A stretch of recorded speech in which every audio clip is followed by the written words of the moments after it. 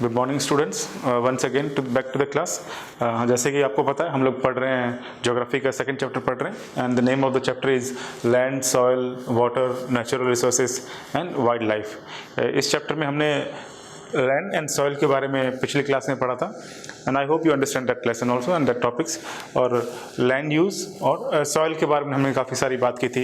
What is the land, उसके कौन कौन से फॉर्म्स हैं या हम कैसे उसको यूज़ करते हैं। Again same like this, soil, what is soil, soil हमारे लिए कितनी इंपॉर्टेंट है, क्या चीज़ है। तो आई होप लेसन स्टार्ट करने से पहले एज यूजल जैसे हम लोग देखते हैं कि पहले रिकैप देखते हैं जो पिछली क्लास में हमने क्या पढ़ा था उसी को देखते हैं। तो लैंड यूज़ एंड सॉइल इन दोनों से रिलेटेड एक छोटा सा वीडियो है, please watch that video and then you will understand and after that video we will continue our class, so please watch that video. Land is used for different purposes such as agriculture, forestry, mining, building houses, roads, and setting up of industries. This is commonly termed as land use. The use of land is determined by physical factors such as topography, soil, climate,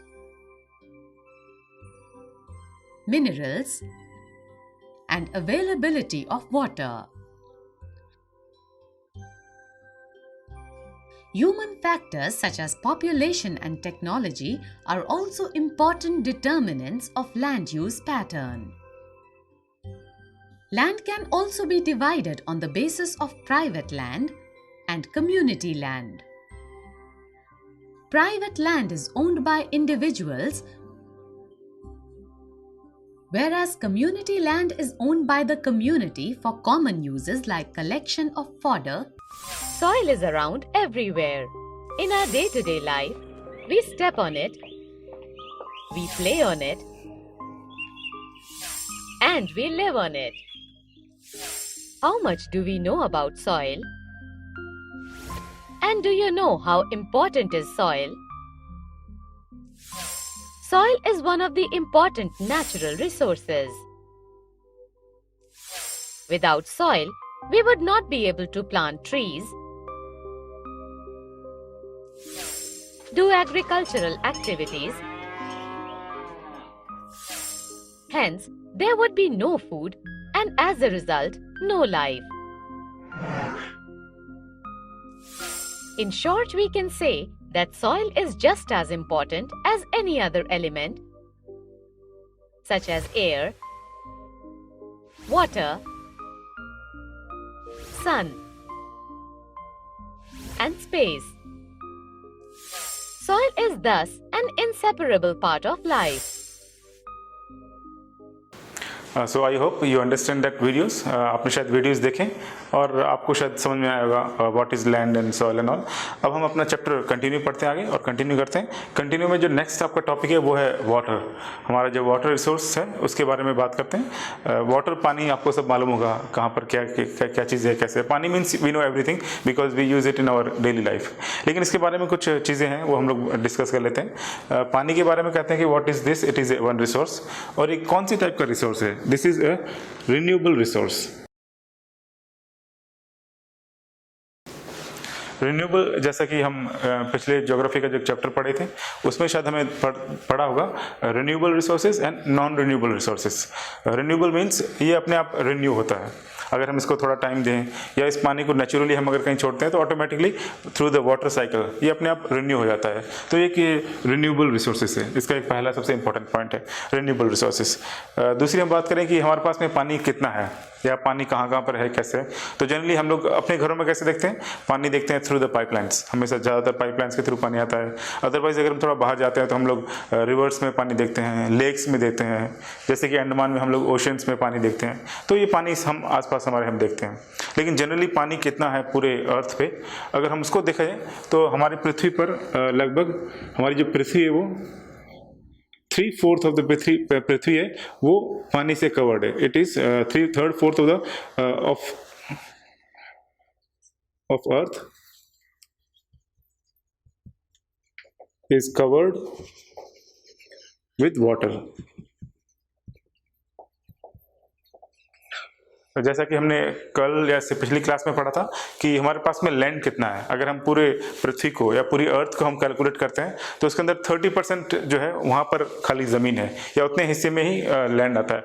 जो बाकी वाला पूरा हिस्सा है 3/4 वो पूरा का पूरा पानी आता है, means totally it is covered with the water. तो इसका मतलब हमारे पास में पानी बहुत ज़्यादा है या पानी इतना है कि मोर देन 50%, हमारी जो पूरी पृथ्वी है उस पर मोर देन 50% पार्ट में भी पानी बहुत ज़्यादा है। लेकिन सबसे इंपॉर्टेंट चीज़ आती है, हमारे पास जितना भी पानी है उस पानी में से हमारे लिए कितना इंपॉर्टेंट पानी है या हमारे लिए यूजफुल पानी कितना है, कितने पानी को हम यूज़ कर सकते हैं। मीन्स हमारे पास में फ्रेश वाटर कितना है या फिर हम डेली जो पानी यूज़ करते हैं वो हमारे पास में कितना है। तो अगर हम इस पूरे पानी में से देखें या अगर हम करते हैं कि टोटल जैसे पानी है उसमें से 2.7% इज फ्रेश वाटर। जितना भी टोटल पानी है, अगर हम उस पानी का एक फिगर लेते हैं कि इट इज़ 100%, पूरा 100% पानी में से खाली 2.7% पानी ही फ्रेश वाटर है जो हम लोग यूज़ कर सकते हैं। इसका मतलब पूरे 100% में से एक छोटा सा हिस्सा वो हमारे पास आता है जो हम डेली यूज़ में लेते हैं।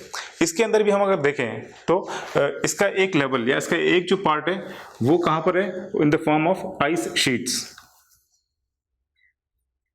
या फिर ग्लेशियर्स।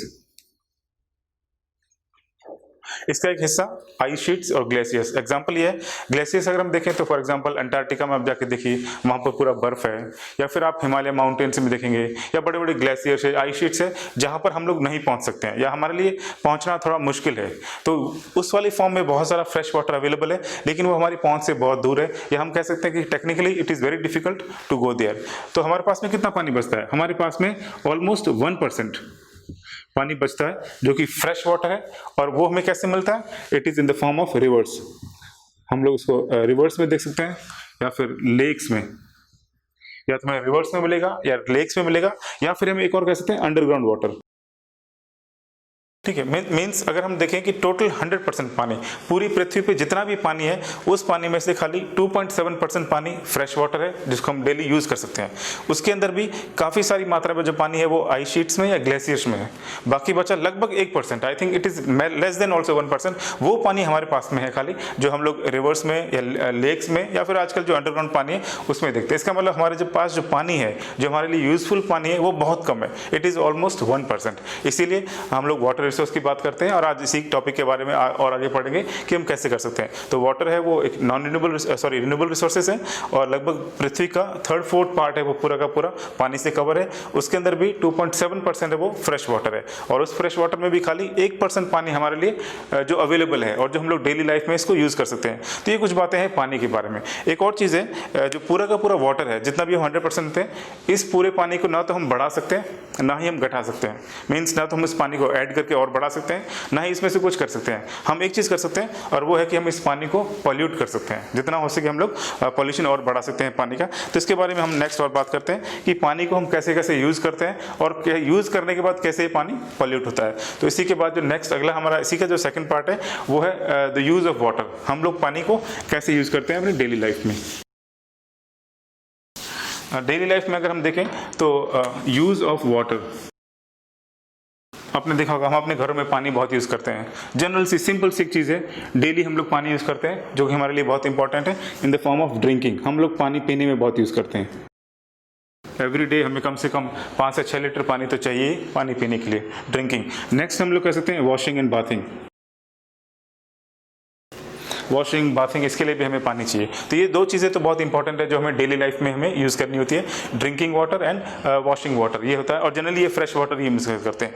और एक और तरीके से हम यूज़ करते हैं जो कि हमारे पूरे इंडिया में या पूरे वर्ल्ड में बहुत इंपॉर्टेंट है, दैट इज़ एग्रीकल्चर। हम लोग एग्रीकल्चर में पानी बहुत यूज़ करते हैं और हमें करना भी पड़ता है। Agriculture in the form of agriculture. और कहाँ पानी यूज़ करते हैं, और एग्रीकल्चर अलावा हम लोग क्या करते हैं, इंडस्ट्रीज़ में पानी बहुत यूज़ करते हैं। आप किसी भी इंडस्ट्रीज़ को ले लीजिए, वहाँ पर पानी की बहुत ज़रूरत पड़ती है। तो industries is also another place. जहाँ पर हम लोग पानी यूज़ करते हैं। इसके अलावा भी हम पानी बहुत तरीके से यूज़ करते हैं, लेकिन जनरली मैंने यहाँ पर खाली 4 बातें या 4 पॉइंट्स लिखी है जहाँ पर हम लोग कह सकते हैं कि हम लोग पानी कहाँ कहाँ पर और कैसे यूज़ कर सकते हैं। अब देखिए, जो हम पानी इस तरह को यूज़ करते हैं या जो हम पानी हमारे पास जो डेली मिलता है, उस पानी को हम डायरेक्टली और इनडायरेक्टली खाली पॉल्यूट होने का काम करते हैं। हम कभी ये कोशिश नहीं करते कि इसको रीप्योरीफाई कैसे करें या फिर इसको और कैसे करें कि वो और प्योरीफाइड रहे। तो हम लोग हमेशा इसको क्या कहते हैं, पॉल्यूशन करते हैं। पॉल्यूशन में भी सबसे इंपॉर्टेंट पॉल्यूशन कहाँ चलता है? एग्रीकल्चर एरिया में और इंडस्ट्रियल एरिया में। एग्रीकल्चर एरिया में हम लोग क्या करते हैं, बहुत सारे केमिकल फर्टिलाइजर्स यूज़ करते हैं, केमिकल फर्टिलाइजर्स यूज़ कर सकते हैं, या फिर हम क्या करते हैं, पेस्टिसाइड्स यूज़ करते हैं, और इनकी वजह से पानी जो है वो अपने आप पॉल्यूट होता है। ये हम करते हैं हम अपने बेनिफिट के लिए, लेकिन यही जो चीज़ें हम यूज़ करते हैं वो इनडायरेक्टली हमारी हेल्थ के लिए ही काफ़ी प्रॉब्लम क्रिएट करता है। तो एग्रीकल्चर में हम लोग थ्रू द केमिकली और थ्रू द पेस्टिसाइड्स हम लोग पानी को पॉल्यूट करते हैं।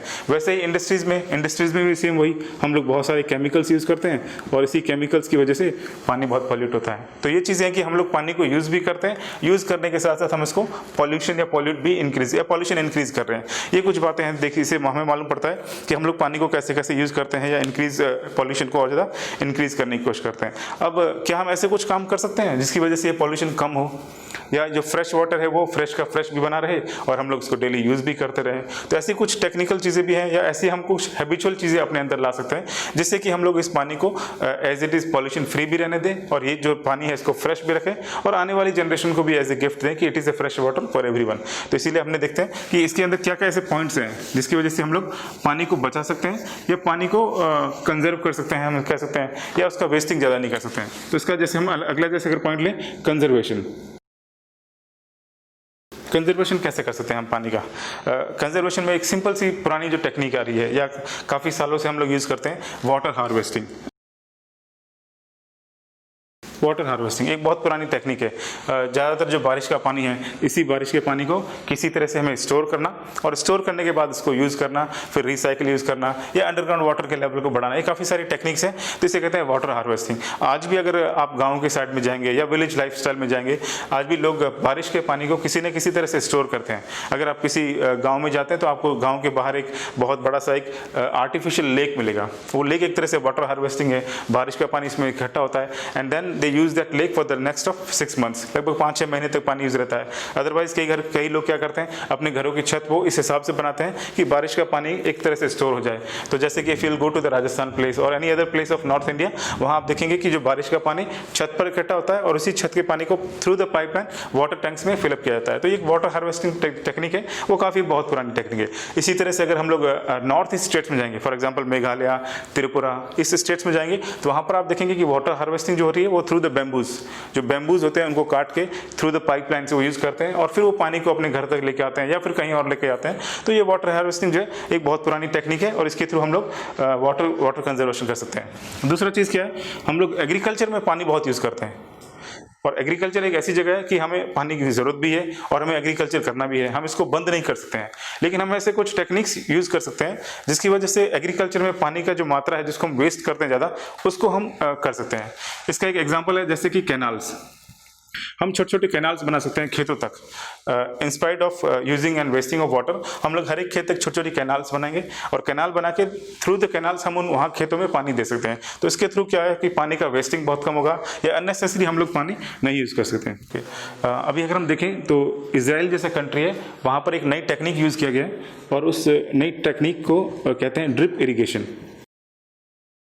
ड्रिप इरीगेशन मीन्स हम ऐसे छोटे छोटे पाइप्स लेके जाते हैं खेतों में, और या फिर हम कह सकते हैं प्लांटेशन में, जहाँ पर ऑटोमेटिकली हम उसकी जड़ों में सीधा डायरेक्ट पानी देते हैं बाय ड्रिप। धीरे धीरे पानी देना और खाली जड़ों में ही देना। इसका मतलब ये है कि हम लोग अननेसेसरी जो पानी वेस्ट करते हैं, बड़ा जो हम लोग उछालते हैं, वो ना करके सीधा सीधा ड्रिप थ्रू द ड्रिप्स उसके जड़ों तक पानी देना, इसे कहते हैं drip irrigation, and this is very famous in Israel also. तो हम लोग इंडिया में भी ऐसा यूज़ करते हैं या कर सकते हैं हम लोग। और इसके बाद में एक और आता है, वो आता है in the form of sprinklers. ये भी आपने कभी देखा होगा या सुना होगा।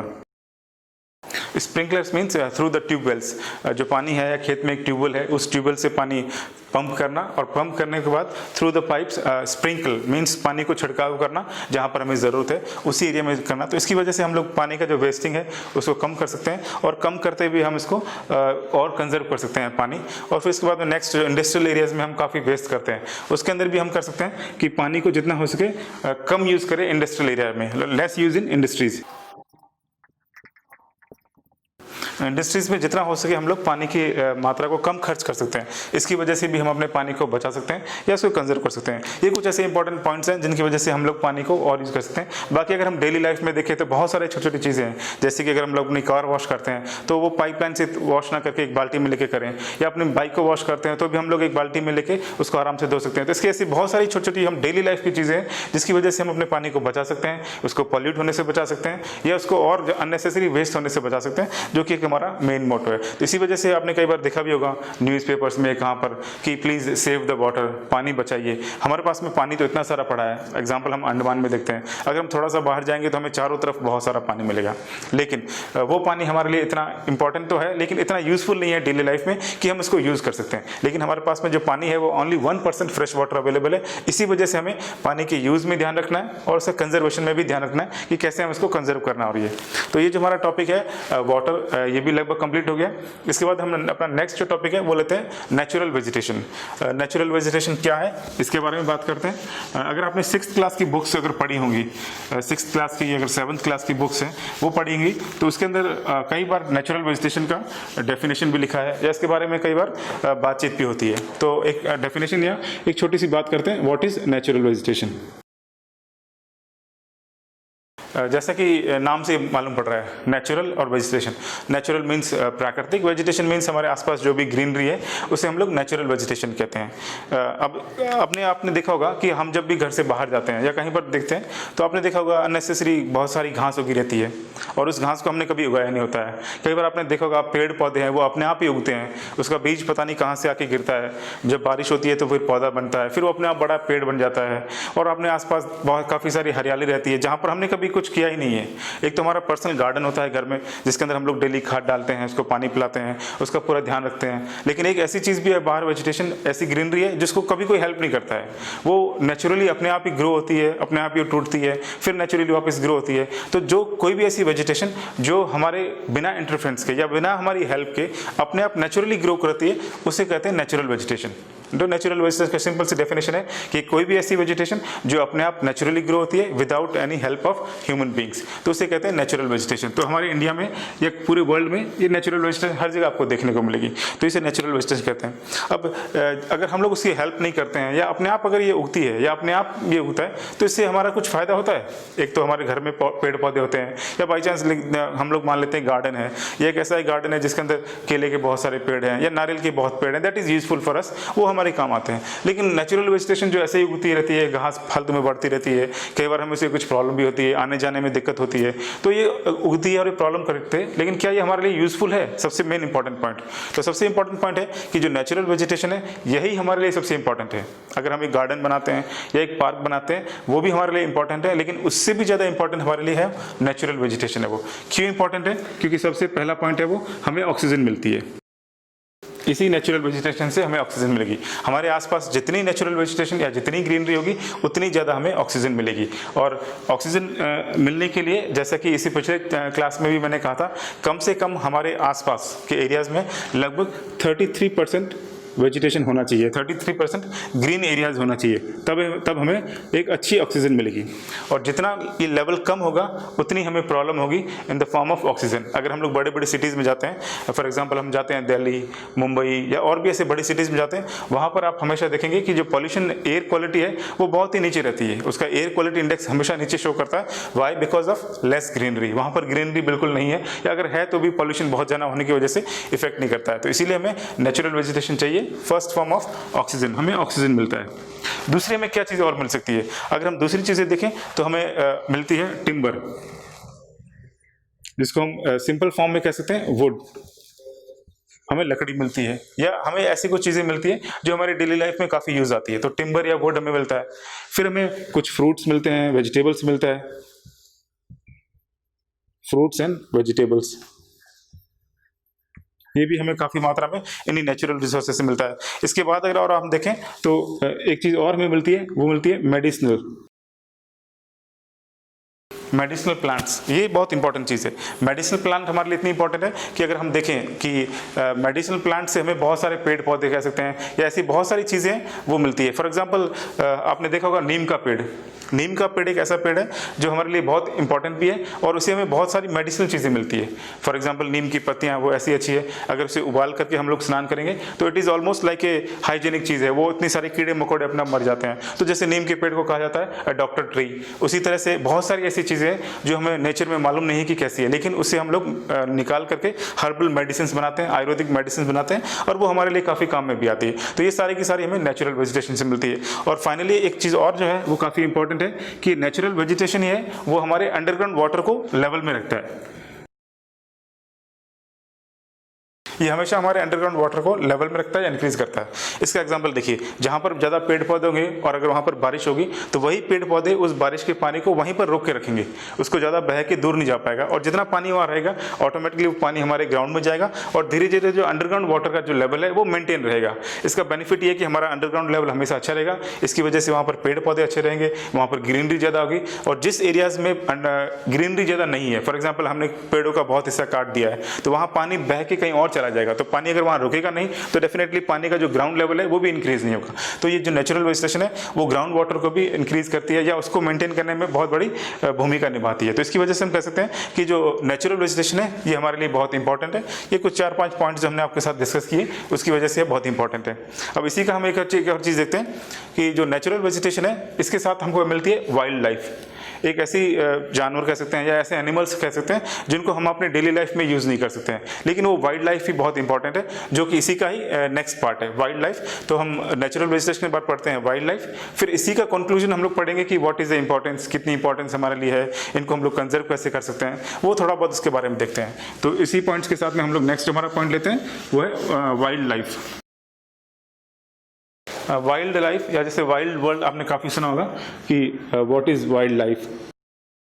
ठीक है, प्राइमरी स्कूल्स में या प्राइमरी क्लासेस में आपने पढ़ा होगा कि वाइल्ड लाइफ क्या होता है या वाइल्ड एनिमल्स क्या होते हैं या डोमेस्टिक एनिमल्स क्या होते हैं। आपने हमेशा पढ़ा होगा प्राइमरी क्लासेस में कि ये एनिमल्स है वो डोमेस्टिक है, ये वाइल्ड एनिमल्स है। डोमेस्टिक जैसे गाय हैं, भेड़ है, बकरी, डोमेस्टिक एनिमल्स है। लेकिन वाइल्ड एनिमल्स जो जंगलों में रहते हैं वो वाइल्ड होते हैं। हम उसको अपने डोमेस्टिक नहीं या हम उसको पालतू नहीं बना सकते हैं, और वो पालतू बनाते हैं भी तो हमारे लिए इतना इंपॉर्टेंस नहीं रखते हैं एज ए पालतू एनिमल। तो क्या करते हैं, वो खाली जंगलों में घूमते रहते हैं और वो हमारे लिए कुछ कुछ चीज़ों में इंपॉर्टेंट होते हैं। तो वाइल्ड लाइफ एनिमल्स हम लोग पढ़ते हैं। और वाइल्ड लाइफ एनिमल्स में कौन कौन सी चीज़ें आती हैं, तो इसलिए हम लोग बोल सकते हैं कि इसके अंदर कौन कौन सी चीज़ें आती हैं। जैसे कि बहुत सारे एनिमल्स आते हैं, ठीक है, हाथी हम कह सकते हैं, elephant is a wild animal also. इसके बाद अगर हम कहें तो शेर है, चीता है, भालू, ऐसे बहुत सारी चीज़ें वो वाइल्ड एनिमल्स हैं। इसके बाद में बहुत सारे बर्ड्स आते हैं, बर्ड्स, बहुत सारे वाइल्ड एनिमल्स बर्ड्स आते हैं। बर्ड्स के बाद अगर हम देखें तो इंसेक्ट्स भी है। इंसेक्ट्स के बाद में अगर जैसे कि हमारे अंडमान में एक्वेटिक लाइफ, समुद्री जीव, अगर हम लोग ओशंस में जाते हैं तो वहाँ पर भी हमें बहुत सारे जीव ऐसे मिलते हैं जो समुद्र में ही चलते रहते हैं। हम उनको कभी देखते नहीं हैं, कभी समझ नहीं पाते हैं, या कई बार जिंदगी में खाली पहली बार ही देखते हैं। तो वो चीज़ें भी हम लोगों को इन वाइल्ड लाइफ में इंक्लूड करते हैं और वो सब देखते हैं। तो ये सारी चीज़ें हमें देखने को मिलती है। अब कुछ बात यह है कि ये जो सारी चीज़ें हैं ये क्या ये हमारे लिए इंपॉर्टेंस हैं या ये हमारे कभी कुछ काम आती है? तो हमें डायरेक्टली या इनडायरेक्टली इन सब चीज़ों से हमें बहुत फ़ायदा मिलता है। अगर हम सब पहली बात देखें तो हमें इनसे कई बार मीट मिलता है। हम लोग मीट मिलते हैं। कुछ ऐसे एनिमल्स हैं जिसको हम लोग खाली इसीलिए पकड़ते हैं कि हम उसका मीट ले पाएँ, ठीक है।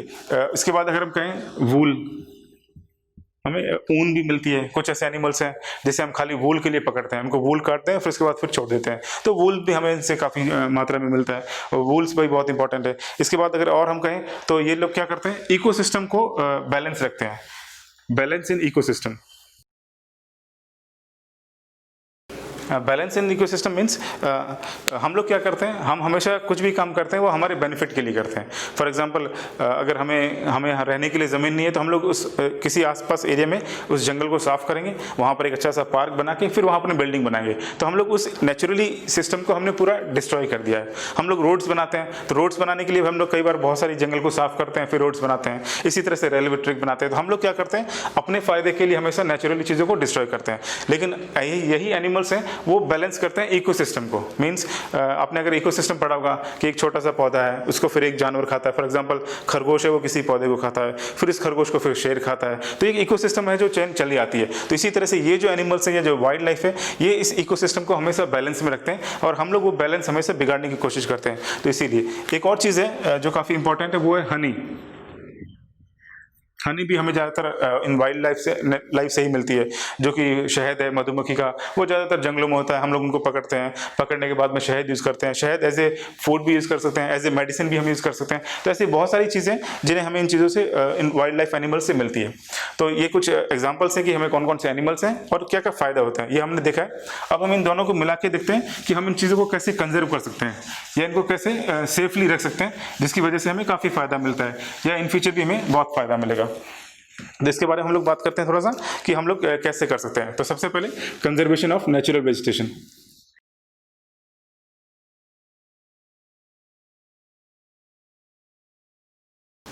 वर्ड बार बार आ रहा है कंजर्वेशन, मीन्स हमें इनको सुरक्षित रखना है काफ़ी मात्रा में। तो सबसे पहले हम ये चीज़ समझने की कोशिश करते हैं कि जो नेचुरल वेजिटेशन है, अगर हम इसमें कुछ भी इंटरफेरेंस नहीं करते हैं तो इनको नुकसान कैसे होता है या हम कैसे इनको नुकसान पहुंचा सकते हैं। तो इसके बारे में सबसे पहला जो पॉइंट वो हम देखते हैं और इन्हीं पॉइंट्स को लेते हुए हम लोग कंजर्वेशन की बात करेंगे। तो सबसे पहला जो पॉइंट है वो है डिफॉरेस्टेशन। इससे पिछली वाली जो क्लास में अगर हमने पढ़ा था और अगर आपको याद होगा, डिफॉरेस्टेशन मीन्स पेड़ों को काटना किसी भी तरीके से, हमें हमारे घर बनाने के लिए, रोड्स बनाने के लिए, रेलवे ट्रैक बनाने के लिए या बिल्डिंग्स बनाने के लिए या कुछ भी कह सकते हैं फैक्ट्रीज बनाने के लिए हम लोग पेड़ों को काटते हैं। और जो पेड़ों की कटाई है इसी को बोलते हैं डिफॉरेस्टेशन। ये हम अपने फायदे के लिए करते हैं। तो इसका मतलब हम लोग क्या करते हैं, अननेसेसरी कह सकते हैं या फिर हम लोग इस तरह से नेचुरल वेजिटेशन को डिस्टर्बेंस कर रहे हैं, उसके बीच में डिस्टर्बेंस कर रहे हैं। कई बार आपने सुना होगा कि हम ऐसी जगह पर जा गए जहाँ पर आसपास पशु पौधे मीन्स एनिमल्स बहुत हैं, वो हमेशा हमारे घर में आते हैं। कई बार हम न्यूज़ में पढ़ते हैं कि आज एक गांव में तेंदुआ घुस गया। एक्चुअली वो तेंदुआ हमारे गांव में नहीं घुसा है, हम उसके गांव में घुस गए हैं, हम उस एरिया के अंदर घुस गए हैं, उसके एरिया को पूरा हमने मीन्स साफ करके फिर हम उसके घरों में रह रहे हैं। तो इसीलिए डिफॉरेस्टेशन है वो हम लोग करते हैं। तो डिफॉरेस्टेशन सबसे मेन पॉइंट है। फिर एक नेचुरल चीज़ और है जिसे कहते हैं soil erosion. Soil erosion, soil का मतलब तो मिट्टी, इरोजन मीन्स मिट्टी का एक जगह से दूसरी जगह बह के चले जाना या उड़ के चले जाना, इसे कहते हैं सॉइल इरोजन। ये किसकी वजह से होता है, ये होता है डिफॉरेस्टेशन की वजह। अगर हमने किसी एरिया में बहुत सारे पेड़ काट दिए तो पेड़ काटने की वजह से क्या होगा, दो कारण है। एक, अगर वहाँ पर हवा बहुत तेज चलती है तो उस हवा की वजह से वहाँ की जो मिट्टी है वो उड़ के कहीं और चली जाएगी और फिर इन फ्यूचर उस जगह में कभी पेड़ नहीं उगेंगे, बिकॉज वो जो इंपॉर्टेंट सॉइल है वो उड़ के कहीं चली गई है। या फिर अगर बारिश बहुत ज़्यादा तेज हुई है तो बारिश में वो जो पानी के साथ वो मिट्टी बह के चली जाएगी और कहीं और जाके रुक जाएगी। तो उस एरिया में दोबारा से फिर पेड़ों को उगाना या फिर वहां पर नेचुरली ग्रो करना बहुत मुश्किल होगा। तो सॉइल इरोजन एक इसका और एक प्रॉब्लम है। फिर नेक्स्ट है फॉरेस्ट फायर। फॉरेस्ट फायर, जंगलों में आग लगती है, कभी हमारी वजह से लगती है, कभी कहीं ऐसी कुछ चीज़ें होती हैं जिनकी वजह से आग लग जाती है। अभी कुछ ही महीनों पहले, शायद 3 या 4 महीने पहले अगर आपने देखा होगा, ऑस्ट्रेलिया में एक बहुत भयंकर आग लगी थी। जंगलों में काफ़ी तबाही हो गई थी, इतने सारे जंगल जल गए थे। उन आग के साथ में पता नहीं कितने ही टाइप्स के पेड़ जल गए और कितने ही एनिमल्स जल गए। तो एक फॉरेस्ट फायर एक तरह से कह सकते हैं कि अननेसेसरी हमारी वजह से ही होता है, लेकिन वो पूरे जंगलों में आग लग जाती है और उसकी वजह से भी नेचुरल वेजिटेशन को पूरा नुकसान पहुँचता है। ठीक है। और एक और चीज़ है जो कि नेचुरली वो है लैंडस्लाइड। ये ज़्यादातर माउंटेन्स में होता है। जहाँ पर हम माउंटेन्स में रहते हैं या हिली स्टेशंस पे रहते हैं वहाँ पर ये लैंडस्लाइड्स होता है। अगर आप कभी उत्तराखंड जाएं या हिमाचल प्रदेश जाएं, वहाँ पर बारिश के मौसम में या कभी कभी बिना बारिश के मौसम में भी पेड़ों से जो बड़े बड़े माउंटेन्स है तो वहाँ से बड़े बड़े पत्थर अपने आप नीचे गिरते हैं और उस लैंडस्लाइड्स की वजह से जब वो पूरा का पूरा हिस्सा नीचे गिरता है तो एक बड़े से नेचुरल वेजिटेशन को बिगाड़ता हुआ नीचे गिरता है। तो इसकी वजह से भी नेचुरल वेजिटेशन काफ़ी डिस्टर्बेंस रहता है लैंडस्लाइड्स की वजह से। तो ये कुछ ऐसी कारण है जिसकी वजह से हम कह सकते हैं कि नेचुरली ये काफ़ी प्रॉब्लम होता है। ठीक है। तो अगर हम ये देखते हैं कि ये कई चीज़ें ऐसी हैं जो नेचुरली होती है, कई चीज़ें हम हमारे हाथों से की वजह से नेचुरल को डिस्ट्रॉय करते हैं, नेचुरल वेजिटेशन डिस्ट्रॉय करते हैं। तो इन चीज़ों को हम लोग कैसे कंजर्व कर सकते हैं, उसके कुछ 1-2 पॉइंट्स हैं वो आपके साथ मैं डिस्कस करना चाहूँगा। सबसे पहला पॉइंट है नेशनल पार्क्स। नेशनल पार्क्स है वो इंडिया में बहुत सारे हैं, और इन्हीं नेशनल पार्क्स बनाने की वजह से हम उसको बाउंड्री में बंद करते हैं और फिर हम लोग इंटरफेरेंस नहीं करते हैं या उसको नेचुरली ग्रो होने देते हैं। तो इंडिया में बहुत सारे नेशनल पार्क्स हैं वो इन चीज़ों को बचाने के लिए। फिर अगर हम दूसरा देखें तो हम लोग ऐसे बहुत सारे कानून बना सकते हैं। हम कानून जैसे हमने बना रखा है कि हम लोग हाथियों को नहीं मार सकते हैं बिकॉज ऑफ एलिफेंट टीथ, या आजकल टाइगर्स को मारना एक तरह से कानूनी अपराध है। तो हम ऐसे बहुत सारे लॉ बना सकते हैं जो कि नेचुरल वेजिटेशन या वाइल्ड लाइफ को बचाने के लिए। तीसरा हम लोग क्या कर सकते हैं, अवेयरनेस प्रोग्राम। अवेयरनेस प्रोग्राम हम चला सकते हैं through the TV channels, through the small programmes गांव में, विलेज में, और वो प्रोग्राम्स की वजह से हम लोग नेचुरल वेजिटेशंस और वाइल्ड लाइफ के इंपॉर्टेंस को लोगों को बता सकते हैं। इसका एक एग्जांपल है, हम लोग मनाते हैं वन महोत्सव। कुछ स्टेट्स में ये फेस्टिवल मनाया जाता है और इसमें यही एक मैसेज दिया जाता है कि the forest, natural vegetation and wildlife are important for us. तो ये इसकी वजह से हम कह सकते हैं। तो लगभग हमने सारे के सारे टॉपिक कंप्लीट करने की कोशिश की है। लैंड एंड सॉइल हमने फर्स्ट सेशन में पूरा किया था। आज के सेशन में हमने water and natural vegetation and wild life इसके बारे में थोड़ा सा देखा है। और हम देखते हैं एक छोटा सा पीपीटी स्लाइड्स कि हमने क्या क्या पढ़ा है, उसके बारे में आपको एक छोटा सा आइडिया मिल जाएगा। और आई थिंक आपके जो भी डाउट्स हैं वो क्लियर होने की कोशिश करते हैं। तो now will watch A small PPT slide. Okay, so we'll see now that chapter, land, soil, natural vegetations, water and wildlife, geography का। So we'll see some PPT slides। सबसे पहले हमने आज देखा water, वो एक renewable resources है। Third fourth of the water is covered with the water, the earth host totally, and the fresh water we have, it is only 2.7% water है, और जो कि हमें लेक्स में, रिवर्स में या अंडरग्राउंड में मिलता है। और यूजेस ऑफ वाटर है, हम लोग जो डेली लाइफ में ड्रिंकिंग, वॉशिंग करते हैं, और एग्रीकल्चर और इंडस्ट्रीज में हम वाटर काफ़ी यूज़ करते हैं। और हम पानी कैसे बचा सकते हैं, on the form of water harvesting के थ्रू, कैनाल्स के थ्रू, या फिर जो ड्रिप इरिगेशन है वो है, या स्प्रिंकलर्स है, या हम कभी कभी ऑर्गेनिक फर्टिलाइजर्स भी यूज़ कर सकते हैं instead of chemical water use. Natural vegetation में हमने एक पॉइंट पढ़ा था। नेचुरल वेजिटेशन हमारे लिए क्यों इंपॉर्टेंट है, क्योंकि हमें वहाँ पर ऑक्सीजन मिलती है, फिर हमें लकड़ी मिलती है, अंडरग्राउंड वाटर्स को भी काफ़ी मेंटेन करता है, फ्रूट्स एंड वेजिटेबल मिलते हैं, मेडिकल प्लांट्स भी मिलते हैं, मेडिसिनल प्लांट्स जो हमारे लिए काफ़ी इंपॉर्टेंट है। और इसके बाद जो लास्ट हमारा टॉपिक था वो था वाइल्ड लाइफ। वाइल्ड लाइफ में कौन कौन से एनिमल्स आते हैं, और बर्ड्स आते हैं, इंसेक्ट्स आते हैं, या एक्वेटिक लाइफ में कौन कौन सी चीज़ें आती हैं। और ये हमारे लिए क्यों इंपॉर्टेंट है, क्योंकि हमें इससे मिल्क मिलता है, हनी है, वूल है, या फिर ये इकोसिस्टम को बैलेंस करने में काफ़ी इंपॉर्टेंट रखते हैं। और हम इनको कैसे कंजर्व कर सकते हैं, नेशनल पार्क्स जो कि काफ़ी इंडिया में बने हुए हैं या और बनाकर हम रख सकते हैं, या फिर हम लोग अवेयरनेस प्रोग्राम्स चला के और लोगों को जागरूक करके इसके बारे में बता सकते हैं, या फिर हम ऐसे लॉ बनाते हैं और उन लॉ की वजह से भी हम लोग इसको कर सकते हैं। तो ये हमारा पूरा चैप्टर था, and I hope you understand that chapter.